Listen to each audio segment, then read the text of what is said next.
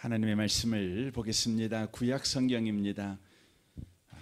구약 성경 사사기 말씀입니다.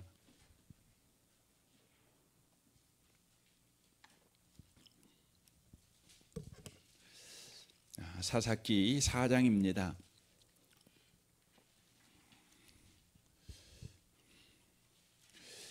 사사기 4장 4절 말씀부터 9절까지 기록된 말씀을 보겠습니다. 구약 성경 사사기 4장입니다. 4절부터 9절까지 기록된 말씀을 보겠습니다. 같은 목소리로 말씀을 읽겠습니다. 그때에 납비도세 아내 여선지자 드보라가 이스라엘의 사사가 되었는데, 그는 에브라임 산지 나마와 베델 사이 드보라의 종려나무 아래에 거주하였고, 이스라엘 자손은 그에게 나아가 재판을 받더라. 드보라가 사람을 보내어 아비노압의 아들 발락을 납달리 게네스에서 불러다가 그에게 이르되, 이스라엘의 하나님 여호와께서 이같이 명령하지 아니하셨느냐? 너는 납달리 자손과 스불론 자손 10,000명을 거느리고 다볼산으로 가라. 내가 야빈의 군대 장관 시스라와 그의 병거들과 그의 무리를 기손강으로 이끌어 내게 이르게 하고 그를 내 손에 넘겨주리라 하셨느니라. 바락이 그에게 이르되, 만일 당신이 나와 함께 가면 내가 가려니와 만일 당신이 나와 함께 가지 아니하면 나도 가지 아니하겠노라 하니, 이르되 내가 반드시 너와 함께 가리라. 그러나 내가 이번에 가는 길에서는 영광을 얻지 못하리니 이는 여호와께서 시스라를 여인의 손에 파실 것임이니라 하고, 드보라가 일어나 바락과 함께 게네스로 가니라. 아멘. 함께 예배하는 모든 분들 가운데 이 말씀의 축복이 함께 하시기를 주님의 이름으로 축원합니다. 우리는 이 앞주에 이어서 사사 드보라에 관한 하나님의 말씀을 듣고 있습니다. 이번 이 앞주에는 하나님께서 이스라엘을 가나안의 왕 야빈에게 팔아버린 이유에 대해서 우리가 이 앞주에 들었습니다. 오늘은 왜 하나님께서 이스라엘을 구원하시기 위해서 여자 사사 드보라 그리고 야엘이라는 여자를 세우셨는가에 대한 이야기를 오늘 좀 살펴보려고 합니다. 오늘 본문에 보시면 세 사람의 바로 주인공이 등장하고 있는 것을 보게 됩니다. 첫 번째는 드보라이지요. 또 한 사람은 바로 야엘입니다. 그리고 한 사람은 바락입니다. 드보라하고 야엘은 여자이고 바락은 남자입니다. 거기에 나오는 두 여자 드보라와 야엘은 담대하고 대단한 믿음의 사람들로 소개되어지고 있습니다. 그러나 남자인 바락은 겁을 먹고 여자의 치맛자락이나 붙들고 강청하는 소심하고 믿음 없는 남자로 그렇게 등장하고 있다고 하는 것입니다. 여러분이 오늘 한번 이 사사기 4장을 전문을 여러분 집에 가셔서 꼭 읽어보시면 제가 말씀드렸던 부분들을 쉽게 발견하실 수 있을 것입니다. 그런데 재미있는 것은 히브리서 11장을 읽어보면 우리가 깜짝 놀랍니다. 여러분 히브리서 11장은요 믿음장 아니겠습니까? 그러니까 믿음의 전당에 바로 믿음의 사람들의 명단이 기록이 되어 있습니다. 그래서 히브리서 11장에 보면 믿음의 사람들, 이 신구약 성경, 이 구약 성경 가운데 등장하는 믿음의 사람들의 명단이 쫙 등장을 합니다. 그런데 깜짝 놀라는 것은 그 믿음의 사람들 가운데 드보라와 야엘이 등장하지 않고 여기 보면 소심하고 믿음 없는 바락이 등장하고 있는 것을 보게 됩니다. 히브리서 11장 32절입니다. 내가 무슨 말을 더하리요? 기드온, 바락, 삼손, 입다와 다윗. 여기 보시면 기드온, 또 삼손, 입다, 이게 다 사사들 아니겠습니까? 그러니까 이 바락이라는 사람은 사사가 아니에요. 그리고 바락이 지금 등장하고 있는 사도행 이 사사기 4장에서의 사사는 누구냐면 드보라입니다.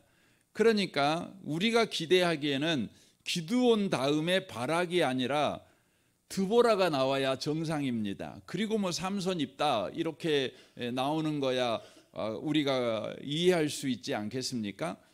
그런데 성경은 참 놀랍도록 믿음의 사람으로 드보라를 쓰지 않고 있습니다.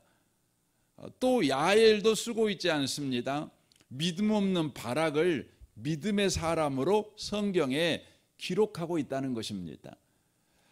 왜 그런지를 여러분과 제가 오늘 말씀을 통해서 좀 알으셔야 합니다. 그래야 성경이라는 것이 이런 목적으로 쓰셨구나.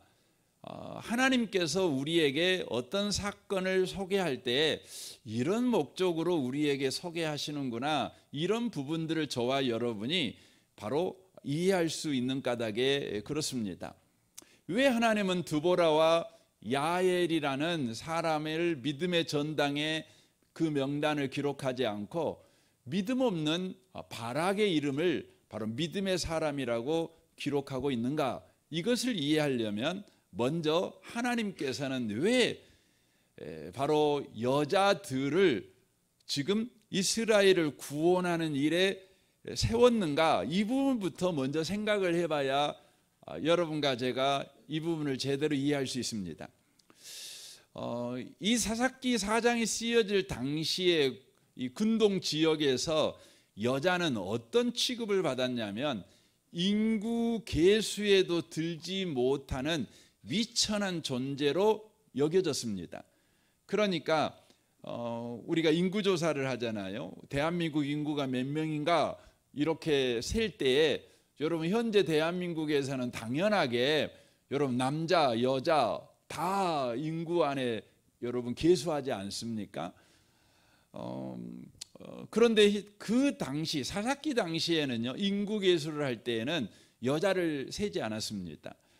여러분이 아시는 것 같이 출애굽할 때에 그 이스라엘 민족이 몇 명이냐 그러면 정확하게 몰라요. 다만 20살 이상부터 그 군대 군인으로 뛸 수 있는 사람, 그러니까 20살부터 60살까지의 남자들만 계수돼 있어요. 그 숫자가 약 60만 정도 되는 것 아니겠습니까? 그러니까 당시에는 여자는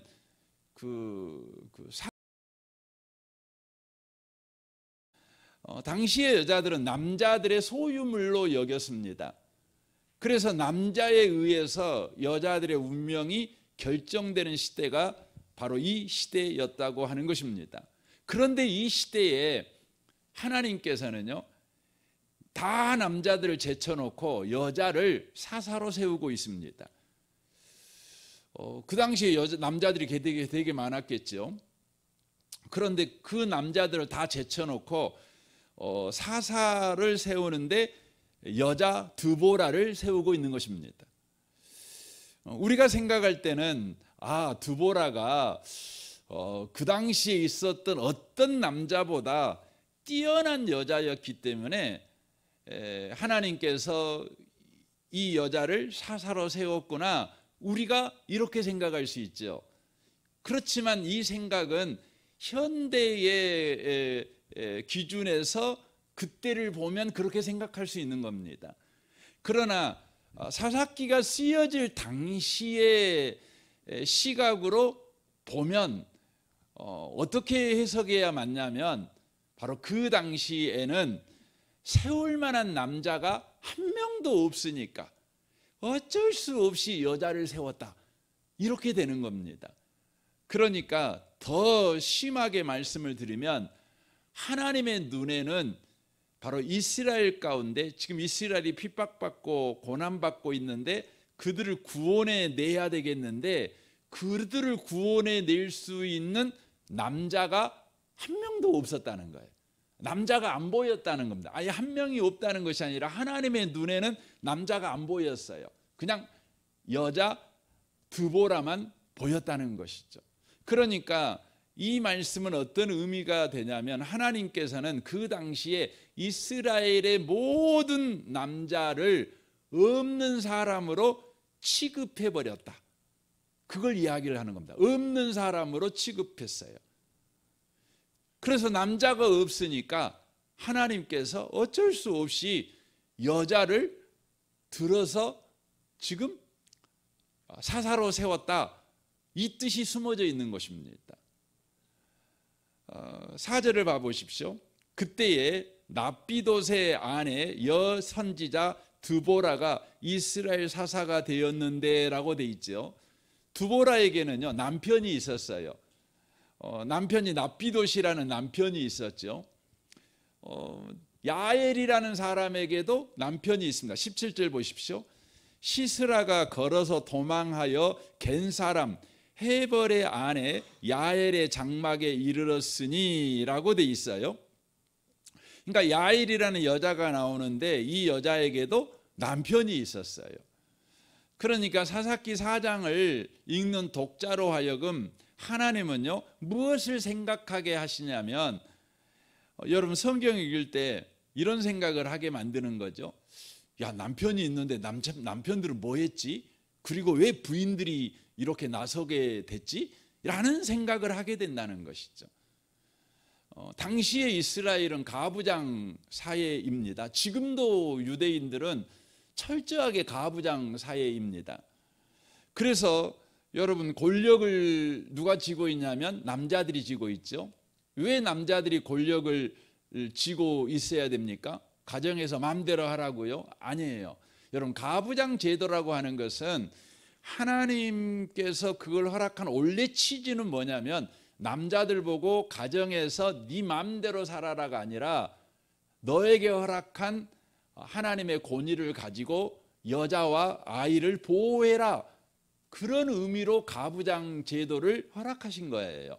그래서 남자들은 가정에서 하나님이 허락한 권위를 가지고 뭐에 의해 써야 되냐면 자기를 보호하는 데 쓰면 안 돼요.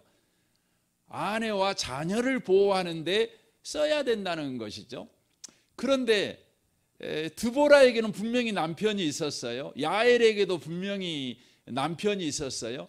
그런데 그 남편들이 하나님이 주신 권위를 가지고 아내들을 바로 가나안 족속 바로 핍박하는 자들에게서 지켜주지를 못하는 거예요. 지켜주지를 못하는 거죠.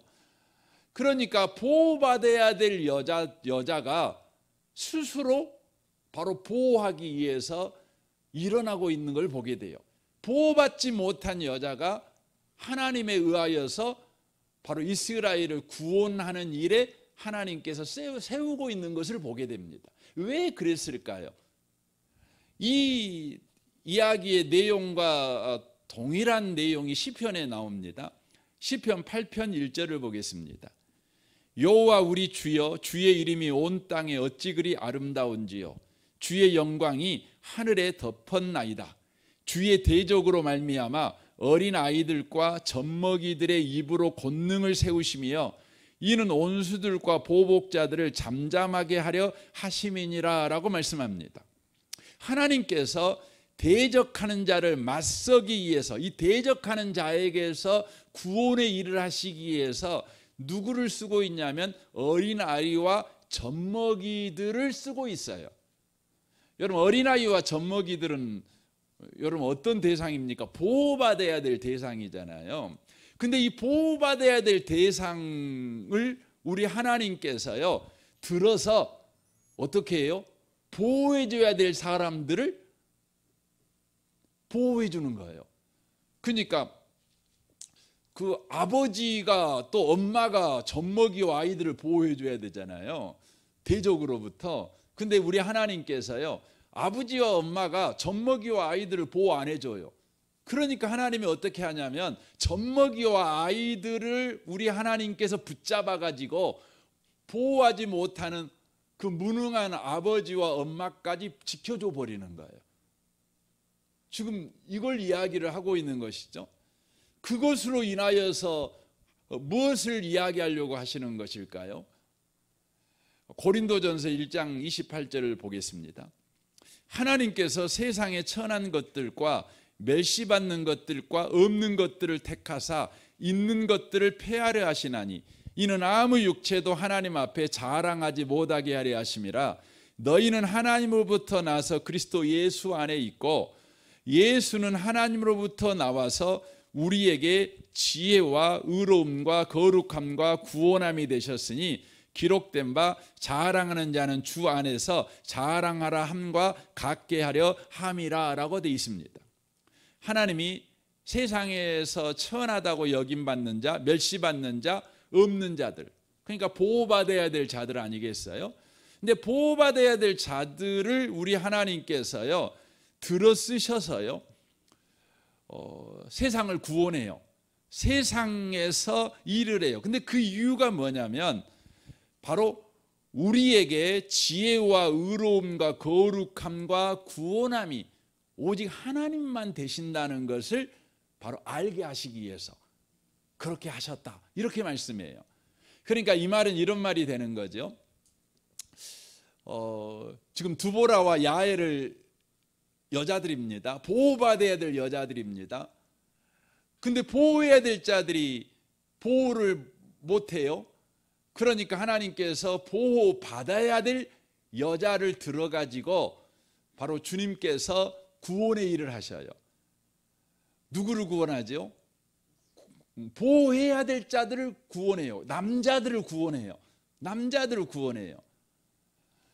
이것을 통해서 드보라와 야엘이 뛰어난 사람이야, 남자들보다 더 똑똑하고 잘났어, 이걸 보여주려고 하는 것이 아니라 드보라와 야엘을 사용하시는 그 하나님이 바로 남자들의 의로움과 거룩함과 구원함이 되신다는 것을 바로 보여주기 위해서라는 거예요. 그러니까 이 성경에서 사사기 4장에서 드보라와 야엘이 지금 이스라엘을 구원해요. 특별히 이 바락이라는 남자를 이제 써요. 그래서 히브리서 11장에 보니까 이 바락이 어떤 사람이 되는 거죠? 믿음의 사람이 돼요. 믿음의 사람이 되는 거죠. 그러니까 우리가 이 사사기 4장에서 하나님이 말씀하려고 하는 내용이 뭐냐? 그러면 신약을 통해서 우리가 이해하게 되는 건 뭐냐면 드보라와 야엘이라는 바로 여인을 사용하셔서, 아니 여인 속에서 우리 하나님 예수님이 일하셔서, 하나님이 일하셔서 바락이라는 믿음 없는 자를 믿음의 사람으로 세우셨다, 이것을 이야기하려고 하는 거예요.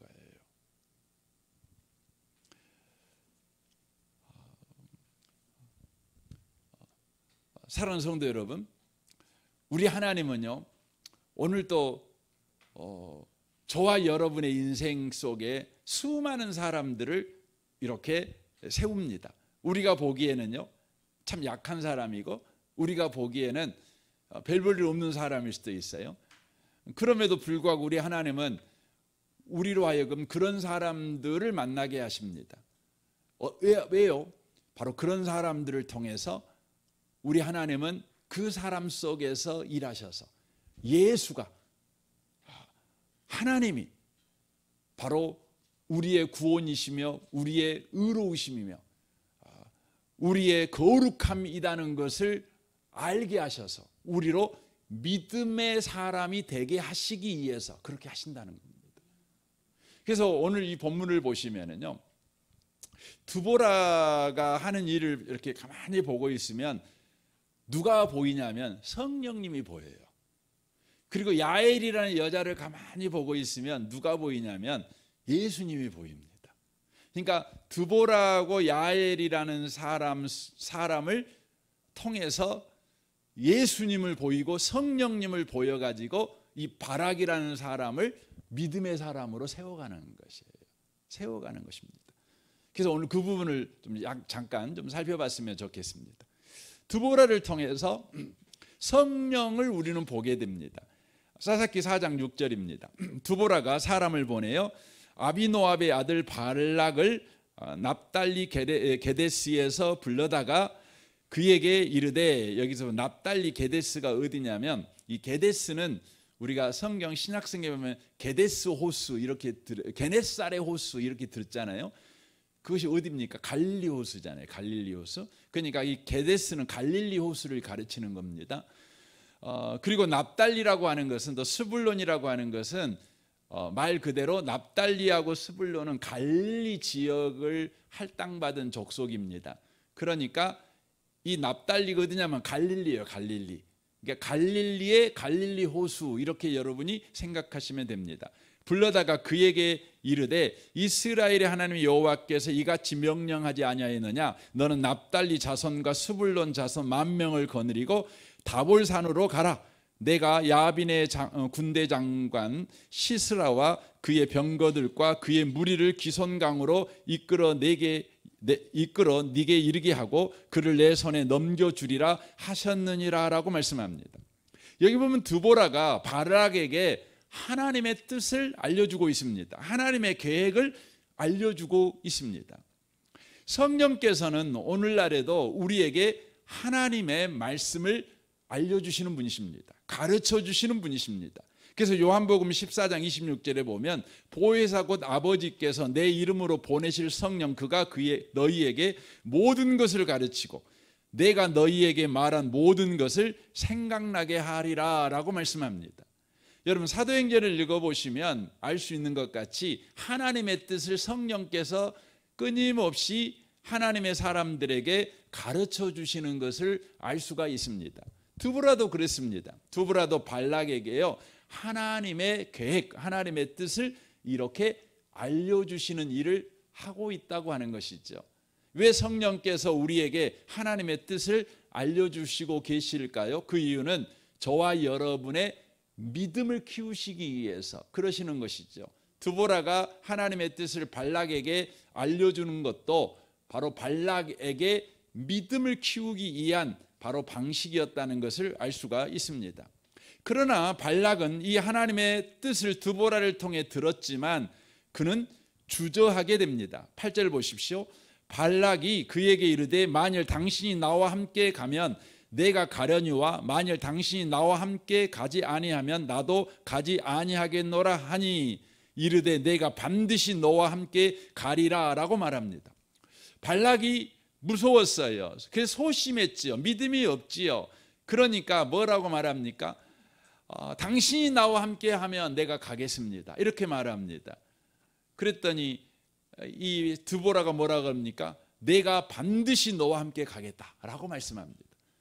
그래서 드보라가 함께 하니까 발락이 갑니다. 사도행전 1장 8절이 그걸 이야기하지요. 오직 성령이 너희에게 임하시면 너희가 권능을 받고 예루살렘과 온 유대와 사마리아와 땅 끝까지 이르러 내 증인이 되리라 하시니라 라고 말씀합니다. 사도들은 성령 받기 전에는 여러분 문 밖으로 나가지를 못합니다. 문 밖으로 나가면 예수하고 한편이지 하고 핍박이 가해지고 또 감옥에 갇히고 심지어 죽을 수도 있다는 두려움이 그들을 바로 문을 걸어 잠그고 골방에서 벌벌 떨게 만들었습니다. 그러나 그들에게 성령이 임합니다. 성령이 그들과 함께 합니다. 그러니까 그들은 어떻게 됩니까? 문을 빡 차고 나갑니다. 그리고는요 예루살렘과 온 유대와 사마리아 땅 끝까지 나갑니다. 여러분 발락이 어떻게 해서 그 두려움을 떨쳐버리고 다볼산으로 나아가게 됩니까? 이 가나안의 그 무서운 이 병거가 900대나 있어요. 철병거가 900대나 있는 그 막강한 군대를 가지고 있는 이 야빈이라는 가나안 왕이 왜 안 무섭겠습니까? 무섭지요. 싸워봤자 백전백패할 수밖에 없는 그런 상황임에도 불구하고 드보라가 함께 하겠다고 말하니까 갑니다. 여러분 성령이 우리와 함께하면 우리는 얼마든지 갈 수 있습니다. 여러분과 제가 겁을 집어먹고 있는 중요한 이유는 뭐냐면요 세상이 커서가 아니에요. 여러분과 제가 무능해서도 아니에요. 성령 충만하지 않아서 그래요. 여러분 성령 충만하면 우리는 나아갈 수 있습니다. 성령 충만하면 우리는 타협하지 않습니다. 우리는 주의 말씀을 쫓아서 주의 계획을 쫓아서 우리는 기꺼이 사자의 바로 입이라고 할지라도 뛰어들어갑니다. 굉장하지요. 이게 성령이 우리 가운데 임하면 우리 가운데 일어나는 일인 것입니다. 이제 바락이 이제 두보라가 함께 하니까 전쟁터에 이제 나아가게 되는 것이죠. 나아가게 되는데 실상 가만히 보면 드보라는요 아무 일도 안 합니다. 드보라는 싸우지 않습니다. 실제 싸우지 않습니다. 다만 하나님의 지혜로 승리하도록 그를 도와줍니다. 돕습니다. 그러니까 드보라가 칼 들고 전쟁과 싸우는 일을 하지는 않습니다. 다만 발락이 가서 싸웁니다. 근데 발락이 나와 싸울 때 그를 바로 하나님의 지혜로 도와줍니다. 이 일을 하는 것이죠. 그래서 여기 14절 봐보십시오. 드보라가 발락에게 이르되 일어나라. 이는 여호와께서 시스라를 내 손에 넘겨주신 날이라. 여호와께서 너의 앞서 나가지 아니하시느냐 하신지라. 이에 바락이 10,000명을 거느리고 다볼산에서 내려가니라고 되어 있습니다. 우리 하나님께서 지금 앞서 가시고 있다. 그러니까 일어나서 가라 하고 지금 드보라가 도와주고 있죠. 용기를 불어넣고 있지요. 성령님이 그러셔요. 성령님은요 실제 저와 여러분의 인생에서 싸움하시는 분은 아니셔요. 저와 여러분의 인생에서요 우리의 연약함을 도와주시는 분이셔요. 그래서 하나님의 승리가 우리 승리가 되게 하셔요. 바락이 전쟁터에 나가지요. 그런데 바락이 칼 들고 앞장서 나가는 것이 아니라 하나님이 앞장서 나가고 있다. 성령이 가르쳐줘요. 그러니까 너도 하나님의 앞장서 나가시는 일에 동참해라. 하나님의 열심에 너도 열심으로 동참해라. 이렇게 성령이 도와주시잖아요.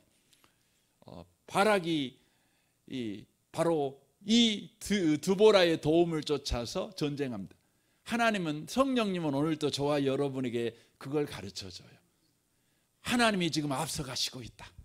우리 연약함을 도와주시고 있죠. 그래서 하나님의 승리가 우리 승리가 되게 하시죠. 그래서 로마서 8장 26절에 이렇게 말씀하죠. 이와 같이 성령도 우리 연약함을 도우시나니 우리가 마땅히 기도할 바를 알지 못하나 오직 성령이 말할 수 없는 탄식으로 우리를 위하여 친히 간구하시느니라. 마음을 살피신 이가 성령의 생각을 아시나니 이는 성령이 하나님의 뜻대로 성도를 위하여 간구하심이라. 우리가 알거니와 하나님을 사랑하는 자 곧 그의 뜻대로 부르심을 입은 자들에게는 모든 것이 합력하여 선을 이루느니라. 성령께서 도와주심으로 인하여서 하나님을 사랑하는 자가 될 수 있죠. 그래서 하나님의 승리가 우리 승리가 되게 하는 거죠. 하나님이 우리 가운데 일하시는 그 일하심이 우리 가운데 선이 되게 바로 도우시는 일을 성령께서 하고 계신다고 하는 것이죠. 이렇게 드보라가 성령의 바로 역할을 이 성경 속에서 보여주고 있는 거죠. 그래서 이 사사기 4장을 읽고 있는 저와 여러분을 바로 성령께로 인도하고 있는 거예요. 성령이 너희를 돕고 있다. 무능하다고 스스로 주저앉아 있는 너희들아, 비겁하다고 스스로 주저앉아 있는 너희들아, 겁을 먹고 문 걸어 잠그고 문 밖으로 못 나와 벌벌 떨고 있는 너희들아, 성령이 너희를 돕고 있다. 성령을 구하라. 지금 이렇게 저와 여러분에게 지금 말씀하는 하나님의 음성이 들리시기를 주님의 이름으로 축원합니다. 또한 여기에 야엘이라는 여자가 나오고 있습니다. 이 야엘을 보고 있으면 예수님이 보여지게 됩니다. 야엘은 이 단순한 장막에 사는 여인이었습니다. 여기 4장 17절을 한번 11절을 한번 보겠습니다. 11절을 보겠습니다. 모세의 장인 호밥의 자손 중에 겐 사람 헤벨이 자기 종족을 떠나 게데스에 가까이 사하나님 상수리 나무 곁에 장막을 쳤더라라고 되어 있습니다. 여기 헤벨이 누구냐면 여기 17절을 보십시오. 시스라가 걸어서 도망하여 겐 사람 헤벨의 아내 야엘의 장막에 이르렀으니라고 돼 있죠.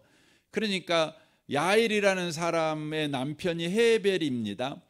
이 헤벨이라는 사람은 겐 족속이라고 11절에 돼 있죠. 이 겐 족속이 누구냐? 그러면 11절에 보면 모세의 장인 호밥의 자손 이렇게 돼 있어요. 이 호밥이라는 사람은 모세의 처남이 되는 사람입니다. 그러니까 이 겐 족속은 모세의 장인인 이드로의 후손이라는 걸 알 수가 있습니다. 사사기 1장을 보시면 그 이스라엘 백성이 출애굽해서 가나안 땅에 들어갈 때에 이 이드로의 후손들인 이 겐 족속들이 함께 이 가나안 땅에 이스라엘 민족과 함께 들어옵니다. 그래가지고 유다 지파에게 할당된 땅에 들어가 함께 삽니다. 함께 삽니다. 그러나 여기에 보면 그 야엘의 남편인 헤벨만은요 자기 족속을 떠났습니다. 떠났다는 말은 뭐냐면 바로 유다 지파에게 할당된 땅에 자기 겐 지파들은 살았어요. 그런데 자기 족속을 떠나서 게데스, 그러니까 갈릴리 호수 쪽으로 이동을 했다는 것이죠. 그러니까 스불론과 납달리 지파가 사는 땅에 지금 누가 살고 있냐면 야엘이 살고 있는 것입니다. 야엘이 살고 있는 것이죠. 여러분 갈릴리 그러면 누가 생각나나요?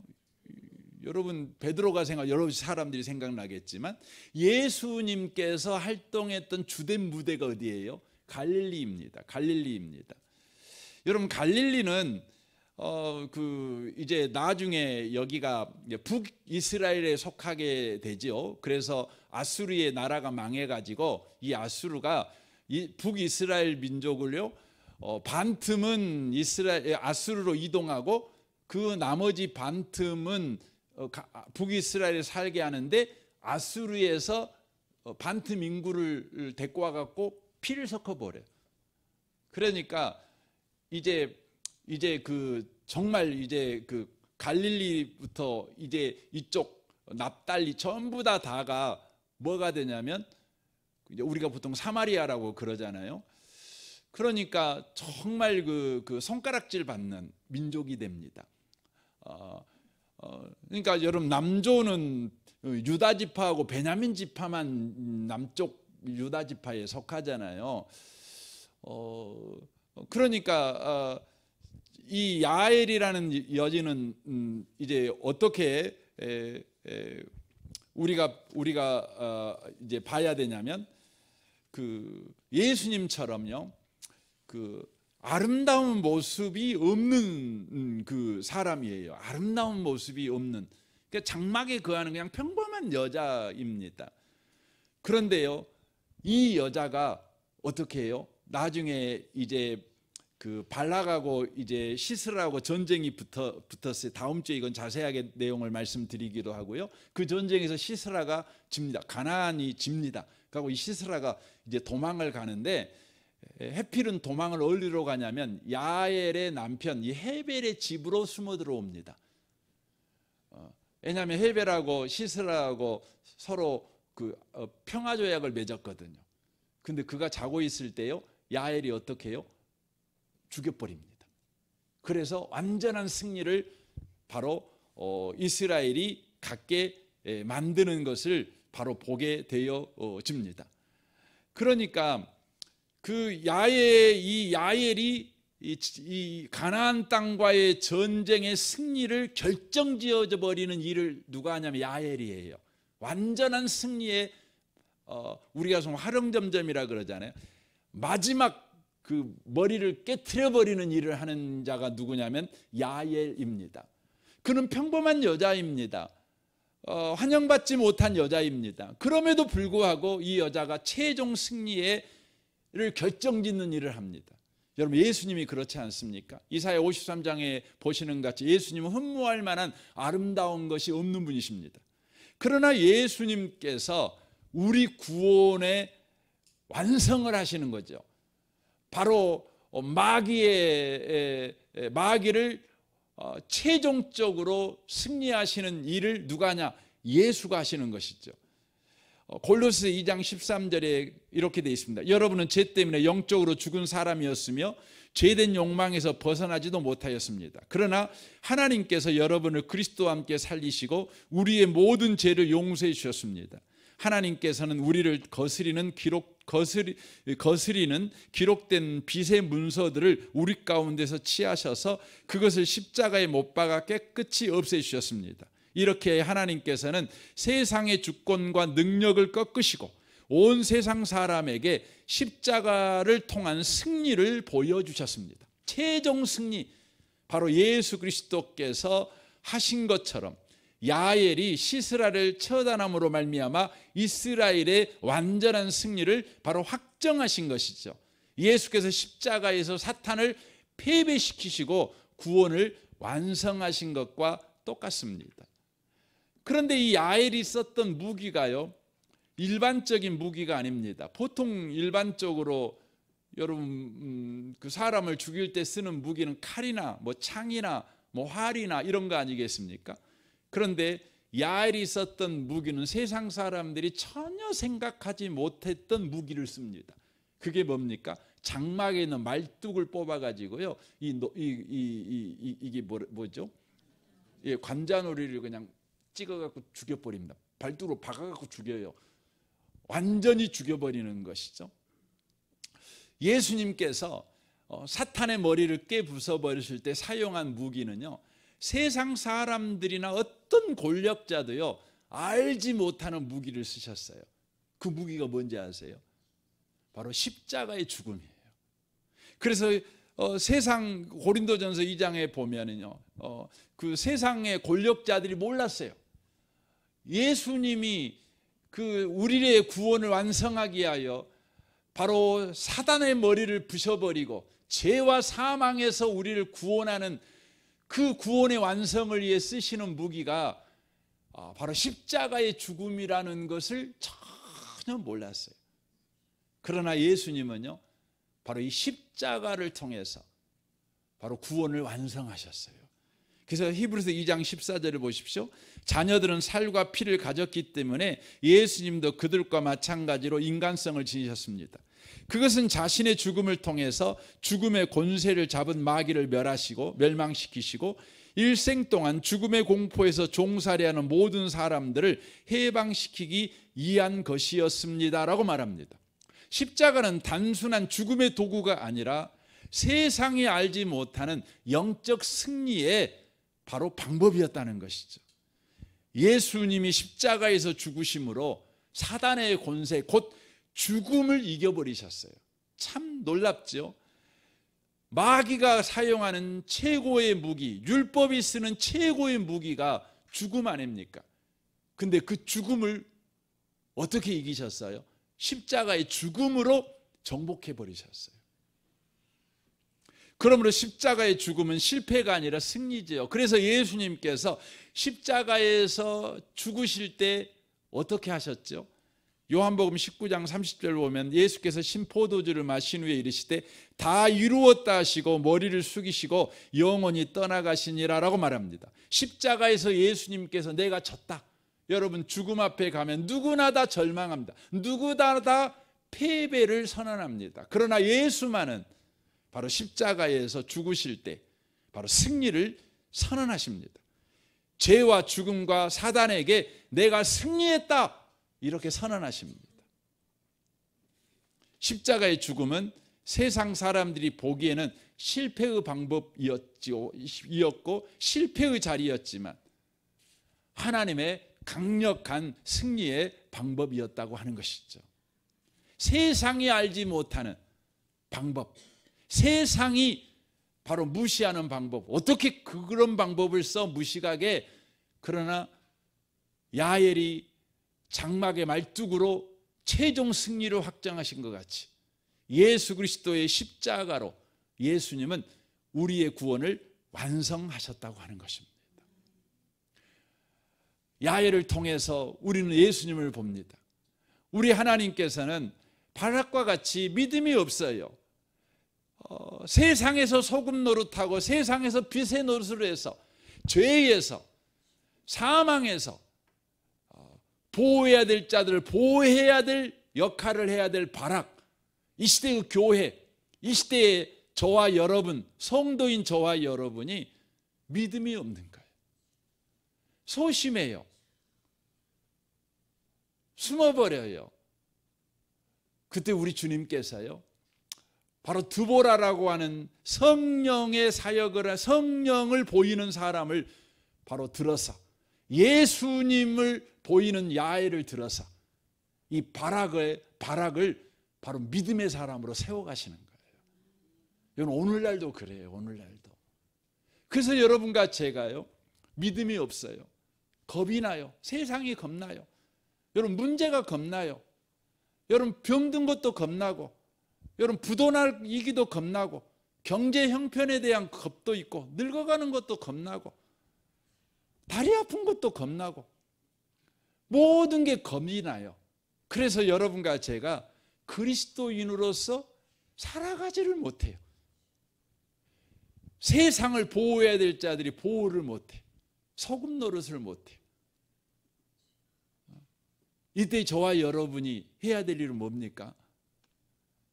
주님께서 성령과 예수의 사역을 통해서 바락의 믿음을 세워 히브리서 11장 믿음의 전당에 그 이름을 기록했듯이 저와 여러분으로 하여금 오늘 이 밤에 성령을 생각하고 예수를 바라보라고 요구하시는 것입니다.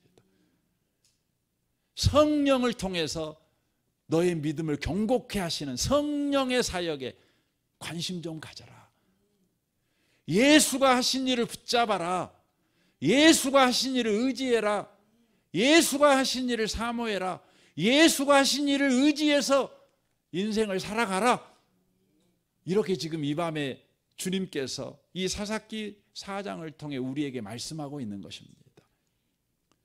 저는 이 밤에 드보라처럼 일하시는 성령을 통해, 야엘처럼 일하시는 예수 그리스도를 통해서 저와 여러분의 믿음이 다시 한번 바락처럼 견고해지는 은혜가 있으시기를 주님의 이름으로 축복합니다. 히브리서 11장에 여러분의 이름이 바로 발견되어지고 쓰여지는 것이 바로 보여지는 은혜가 있으시기를 주님의 이름으로 축원합니다. 아멘. 우리 같이 이 시간 기도하겠습니다. 이 시간 우리 기도할 때에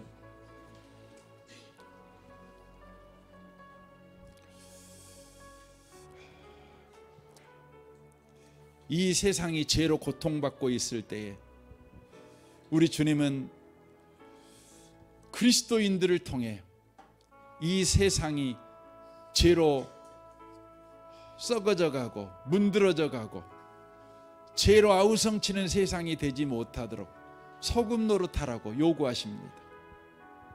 그러나 우리는 믿음이 없어 우리는 숨어갑니다. 우리는 치맛자락 잡고 우리의 연약함을 드러내는 삶을 살아가고 있을 뿐입니다. 주님께서 말씀합니다. 성령을 의지해라. 예수를 바라보라. 성령이 지금 일하고 계신다. 성령이 너의 연약함을 도와주고 있다. 하나님의 승리가 너의 승리가 되게 하고 있다. 그러므로 성령 충만을 구해라. 예수가 하신 일을 봐라. 예수가 십자가로 마귀의 머리를 깨버렸다. 예수가 죄와 사망에서 너희를 건지셨다. 예수를 의지해라. 믿음의 용장으로 살아 요구하십니다. 이 밤에 우리가 무엇이라고 기도하겠습니까? 주여 내게 성령 충만 주옵소서. 믿음의 주여 온전케 하신 예수만 바라봅니다. 믿음의 사람이 되게 하십시오. 믿음의 사람으로 살아내게 하십시오. 하나님의 명령을 쫓아 이제 우리가 세상의 악한 자들을 향하여 싸우기 위하여 악한 영을 대적하는 십자가의 용사로 살아가는 자 되게 하옵소서. 우리 밤에 같이 기도했을 때 우리 주여 한번 부르짖고 우리 통성으로 한번 기도하겠습니다. 주여. 오 하나님 아버지, 하나님 아버지, 우리가 이 시간 구합니다. 놀라운 주의 은혜를 허락하시니 감사합니다. 우리를 이 시대의 바락으로 불렀지만 우리가 믿음이 없어 우리가 두려움에 떨고 있습니다. 염려로 우리가 떨고 있습니다. 주님, 우리 가운데 일하시는 성령을 우리가 의지합니다. 우리를 도우시는 주님, 하나님의 뜻을 밝히 말씀하시는 주님, 그 성령님을 쫓아가기로 원합니다. 성령이 우리에게 임한다면 우리는 얼마든지 예루살렘과 온 유대와 사마리아 땅끝까지 나아갈 수 있습니다. 하나님의 승리가 우리 승리 될 수 있습니다. 성령의 능력을 구합니다. 예수가 이미 십자가에서 마귀의 머리를 상하게 하셨습니다. 최종 승리를 완성하셨습니다. 그 십자가의 승리, 예수의 승리를 붙잡고 의지하고 주여 이제 믿음의 삶을 살아내는 자 되게 하옵소서. 주님 역사하시옵소서. 영광을 받으시옵소서. 하나님 아버지 감사합니다. 우리를 이 시대의 바락으로 세우신 주님을 찬양합니다. 그러나 이 시대의 바락인 우리는 육신의 눈만 떠 세상을 바라볼 때 세상이 너무 강해서 벌벌 떨고 있습니다. 소심한 자가 되어버렸습니다. 타협하는 자가 되어버렸습니다. 그저 그렇게 삶을 살아가는 자가 되어버렸습니다. 하지만 두보라를 만났을 때 그는 바뀌었습니다. 야엘을 만났을 때 그는 믿음의 사람으로 변화되었습니다. 주님, 우리도 마찬가지로 성령을 우리가 경험할 때 우리도 변화될 줄 믿습니다. 성령은 하나님의 뜻을 우리에게 밝히 말씀하고 계십니다.